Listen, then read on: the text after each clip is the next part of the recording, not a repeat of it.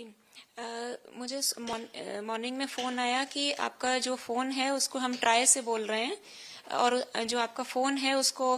बंद किया जाएगा क्योंकि हमें इंस्ट्रक्शंस दिए हैं पुलिस ने कि फ़ोन को बंद कर दिया जाए क्योंकि उस पर मुंबई में साइबर क्राइम में ये बहुत सारी कंप्लेंट्स आपके नंबर के अगेंस्ट रजिस्टर्ड हैं कि लोगों को हैरेसिंग मैसेजेस आ रहे हैं इस नंबर से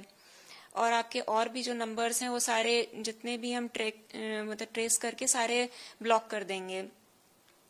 तो जब मैंने पूछा कि ये कैसे, ऐसा तो हो नहीं सकता, इनफैक्ट मेरे पास कुछ कॉल्स आ रहे थे बहुत इस टाइप के कुछ समय से, तो उन्होंने कहा कि नहीं ये तो केस कि शायद किसी ने आपको फंसाया होगा, तो इस तरीके के कॉल्स तो लेकिन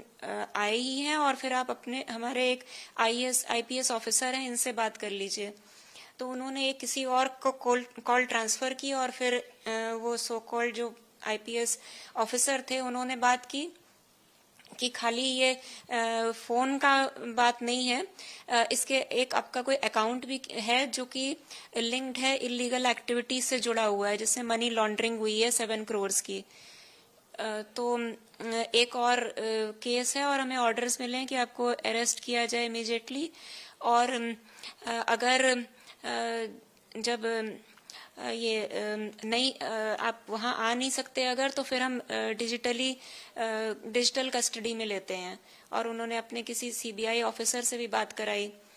फिर वो 7 डेज तक, और ये कहा कि आप इसको किसी को बता नहीं सकते हैं क्योंकि ये मैटर ऑफ नेशनल इम्पोर्टेंस है, इसको आप कुछ सीक्रेट को किसी को शेयर नहीं करना, वो शेयर करने की भी जेल है 3 to 5 years की। और उसमें आप सस्पेक्ट हो तो आपका केस चलेगा। फिर उन्होंने सारा कुछ मतलब 7 डेज के अंदर उन्होंने अपना पूरा केस चलाया कोर्ट में, और जज भी थे उसमें, जज, आईपीएस ऑफिसर, सीबीआई, सब कुछ बन के जो भी। और एक नया फोन खरीदवा के कि व्हाट्सएप कॉल और स्काइपी के जरिए उस पर कनेक्टेड रखा फॉर 7 days, 6 to 7 days। और फिर कहा कि आपको वेरिफिकेशन के लिए अपना सारा जो भी अकाउंट्स में पैसा है सब डिक्लेयर करना है और उसको सरकारी अकाउंट्स में ट्रांसफर करना है। उसका अगर वेरिफिकेशन हो जाता है और अगर ये पता चलता है कि उसमें कुछ आपने नहीं किया है, कुछ मनी लॉन्ड्रिंग, तो फिर वो रिटर्न होगा, नहीं तो अगर कुछ भी गड़बड़ पाई गई तो वो नहीं मिलेगा वो पैसा।